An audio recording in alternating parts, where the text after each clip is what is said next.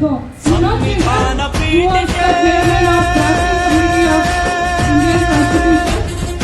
ದೀಕ್ಷಾ ವಿಧಿ ರಾಷ್ಟ್ರಕ್ಕೆ ಭಾರತದ ಪ್ರಜೆಗಳಾದ ನಾವು ಭಾರತದ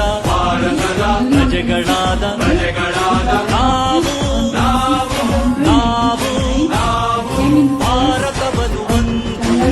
ಭಾರತವನ್ನು ಒಂದು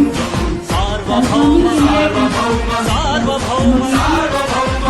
ಸಮಾಜವಾದಿ ಭಾರತವನ್ನು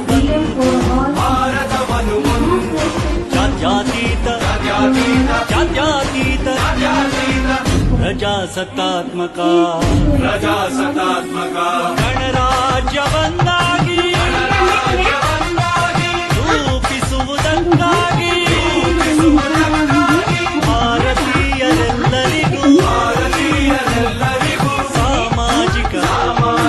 ಆರ್ಥಿಕ ಮತ್ತು ರಾಜಕೀಯ ನ್ಯಾಯವನ್ನು ವಿಚಾರ ಅಭಿವ್ಯಕ್ತಿ ನಂಬಿಕೆ ಧರ್ಮ ಮತ್ತು constitutions or whatever law, what we call law only now. So that we shouldn't,